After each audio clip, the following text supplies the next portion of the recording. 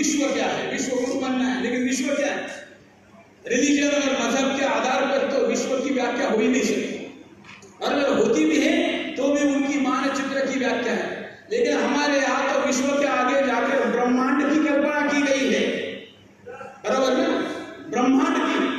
लेकिन आज विश्व की कल्पना की व्याख्या भी हमको समझना चाहिए। दूसरा, गुरु बनना है मतलब करना क्या है? गुरु की आज की व्याख्या क्या है?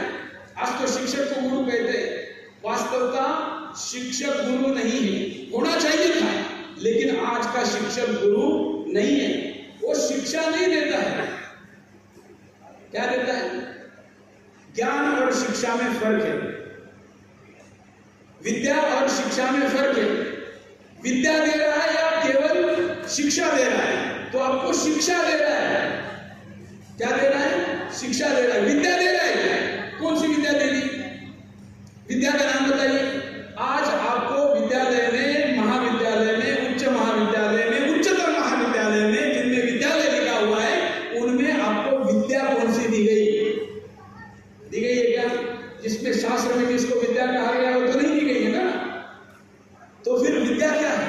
तो गुरु क्या है? अगर विद्या की व्याख्या है हमको पता नहीं, तो हम देंगे क्या दुनिया को? क्या दुनिया को पेट भरने का काम? अरे वो तो पशु भी करता है। इसलिए हम कहते हैं ना, भय, भूख, मैथुन और ईगो, आहार, सब चीजें जोड़कर फिर मनुष्य में और पशु में क्या फर्क है? इसलिए गुरु बनना है तो पहले गुरु क्या है यह हमको समझना पड़ेगा। फिर हमारा चेला कौन है, किसको बनाना है, यह समझना पड़ेगा, और फिर तब जाकर हम इसकी व्याख्या में आगे बढ़ सकते हैं। और इसलिए मैं ये कहता हूं कि विश्व क्या है, गुरु क्या है, राजतंत्र क्या है, ये भी बहुत महत्वपूर्ण है। हमारे यहाँ शास्त्री जी भारतीय जनता पार्टी के नेता बैठे हुए हैं, राष्ट्रीय नेता है शास्त्री जी। राजतंत्र आज नाम ने 1800 या 1947 में हमारे स्वतंत्रता के बाद स्थिति क्या हो गई? जो हमारा राजतंत्र था उसको हमने लोकतंत्र में बदल दिया। लेकिन क्या हमको हमारे पुरखों को अपेक्षित राजतंत्र की तरह लोकतंत्र चल रहा है क्या? नहीं, ये भीड़ तंत्र है। यहां पर सर गिने जाते हैं, उस सर के अंदर दिमाग है क्या? नहीं। उस सर के अंदर उस देश प्रेम है क्या? नहीं। ये नहीं गिना जाता, संख्या गिनी जाती है। तो क्या केवल संख्या गिनने वाले तंत्र को राजतंत्र कहना है क्या? मैं आपको पूछ रहा हूं, क्या केवल संख्या गिनने वाले तंत्र को आप लोग राजतंत्र कहेंगे? हाँ या नहीं में बोलिए। आपका आवाज संसद के पास में बैठे हुए हैं, क्या केवल संख्या गिनने वाले तंत्र को राजतंत्र कहेंगे? सोचना पड़ेगा आखिर हमको कि हम कौन से तंत्र में जी रहे हैं। अगर भीड़ में ही निर्णय करने हैं तो कबीलों में यही तो होता था, कबीलों में तो भीड़ का ही निर्णय होता था, जिसके हाथ में शस्त्र उसी का चलता था। हमने शास्त्र की स्थापना करके शस्त्र को भी विवेक और निर्णय करने की क्षमता दे दी, उसको भी दंडित करने की व्यवस्था बनाई, वो राजतंत्र था। लेकिन आज वो राजतंत्र नहीं है। तो आज के तंत्र, हालांकि मेरे पास केवल राजतंत्र पर ही बोलने के लिए 1 घंटा है, लेकिन मैं एक मिनट में आपके सामने विषय रख रहा हूं। दूसरा है धर्मतंत्र। आपने कहा हुआ है धर्मतंत्र, तो धर्मतंत्र जो आपने कहा है, ये धर्मतंत्र 47 में समाप्त हो गया। देखिए, राजतंत्र किसी भी ना तरीके से हो, लोकतंत्र के बैकडोर से आ गया। आपका अर्थतंत्र बैंकों के बहाने एस्टैब्लिश हो गया, न्यायतंत्र न्यायपालिका के द्वारा आ गया। लेकिन धर्मतंत्र कहाँ गया? धर्मतंत्र स्थापित ही ना हो, ये 47 से लेकर अभी तक लगातार प्रयास किया जा रहा है। मुझे तो हिंदुस्तान में कोई धर्मतंत्र नहीं दिख रहा है। स्वयं शंकराचार्य कौन बने, इसके लिए जिनके पास विवाद हो, वहां पर धर्मतंत्र है क्या? वहां पर आज बदलते समय के अनुसार हमारे रीति रिवाजों में धर्म संगत कोई बदला हो, इसकी निर्णय करने की व्यवस्था है क्या? है कहीं? कोई उठता है अपने नाम में जगत गुरु लगा देता है, कोई उठता है अपने नाम में कोई भी धार्मिक उपाधि लगा देता है। कहां है धर्मतंत्र? और अगर कोई धर्मतंत्र है, अच्छे लोग हैं, मैं नहीं कह रहा हूं कि अच्छे लोग नहीं है, लेकिन आज अच्छे लोगों को मीडिया वाले दिखाते हैं क्या? और सचमुच धर्म में चलने वाला कोई ऋषि मुनि आपके सामने आ जाए तो आप उसको मानेंगे क्या? आप तो कहेंगे कि मर्सिडीज में आने वाला बाबा सबसे बड़ा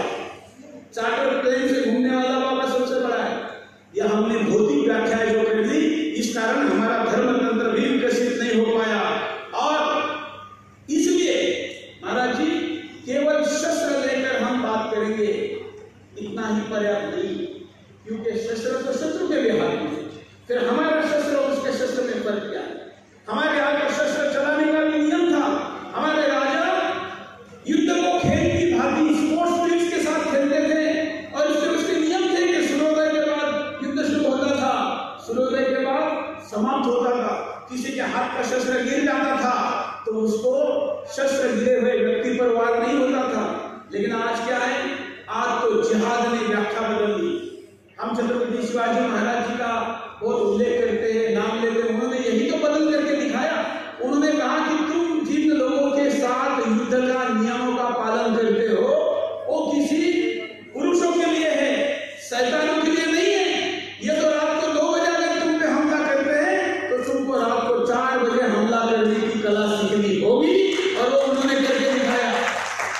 इसलिए उनके हमले और उनके सारे अटैक अगर आप देखेंगे तो किस तरीके से थे? भाई जिहादी शेर है तो ये समझ गए थे, इस तरीके से थे। तो आपको समय अनुकूल तो बदलाव करना पड़ा। वो बदलाव वर्तमान में समाज को, सरकार को, हमारी सारी तंत्र को करना पड़ेगा, तभी हम इस नाम को पूरा कर पाएंगे। रही बात हुंकार की, अंतिम शब्द क्या है? हुंकार। तो आज तो अगर मैं ऐसा हुंकार यहाँ पर भरूं तो मेरा हुंकार हेड स्पीच में आ जाएगा। पहले मेरे ऊपर हेड स्पीच के कई केसेस चल रहे हैं, ऊपर से आज का हुंकार उस हेड स्पीच में आ जाएगा। लेकिन मैं वो हुंकार भरता था, भरता हूं, और किसी भी कीमत पर भरता रहूंगा, क्योंकि मेरे लिए लड़ाई सुरेश चौहान की अकेले की लड़ाई नहीं है, और एक कदम की लड़ाई नहीं है।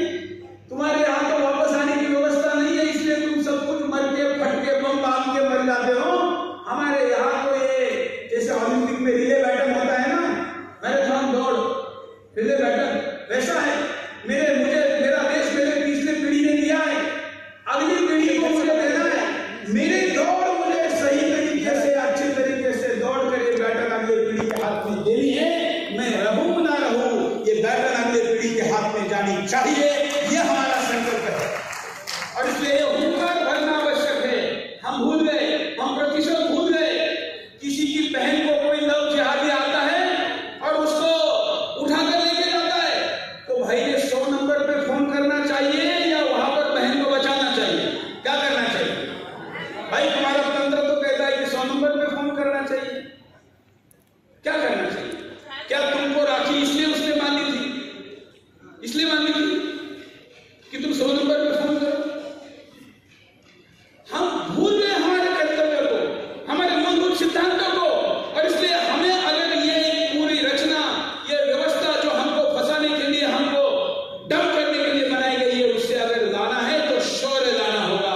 और इसलिए भले ही शस्त्र हाथ में हमारा कौन सा है वो भूल जाइए, लेकिन शौर्य लाना होगा, और वो शौर्य लाने का काम शस्त्र ही करता है, ये भी ध्यान रखना होगा। और इसलिए आप सबके बीच जो छात्र तेज आए वो बुद्धिमंत में भी आए, क्योंकि उसकी बुद्धि गुलामी का विचार करके काम न करे। इसलिए बुद्धि का काम करने वाले में भी छात्र तेज चाहिए, शस्त्र का काम करने वाले में भी चाहिए, व्यापार का काम करने वाले में भी चाहिए। नहीं तो फिर वो कहेगा कि चाइना के माल का प्रॉफिट ज्यादा मिलता है, तो फिर वो चाइना का माल लाएगा।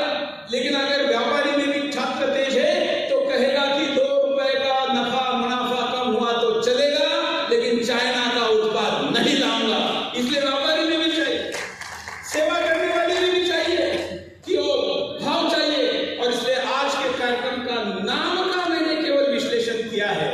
अगर आप इच्छुक है, आगे बढ़ना चाहते हैं, सच में कुछ करना चाहते हैं, तो फिर वो बातें कैमरे पर बताने की जरूरत नहीं। आइए, मिलिए, चिंतन करेंगे, योजना बनाएंगे, और पुनः हिंदुस्तान को हिंदुस्तान बनाए रखने के लिए लड़ाई जारी रखेंगे। आज मैंने आपके सामने अपना विषय रखा। मुझे भी शास्त्री जी को सुनना है। अगर मेरे बाद आप बोलते हैं तो मैं रुक सकता हूँ, अन्यथा मुझे मेरे शो के लिए नोएडा जाना है। मैंने अपनी बात मन से और विषय को न्याय देने के लिए आवश्यक शब्दों के उपयोग के साथ पूरी की है। मैं जब भी बोलता हूं तो बोलने के आखिर में सभी लोग कहते हैं कि हमसे अगर शब्दों में कोई कटुता का उपयोग हुआ हो तो लोग कहते हैं कि हमसे कटुता का उपयोग हुआ हो, तो मैं कहता हूं कि अगर मेरे से भी कटु शब्दों का उपयोग हुआ हो तो मैं वापस नहीं दूंगा, क्योंकि सुनाने के लिए ही बोला हूं। नमस्कार।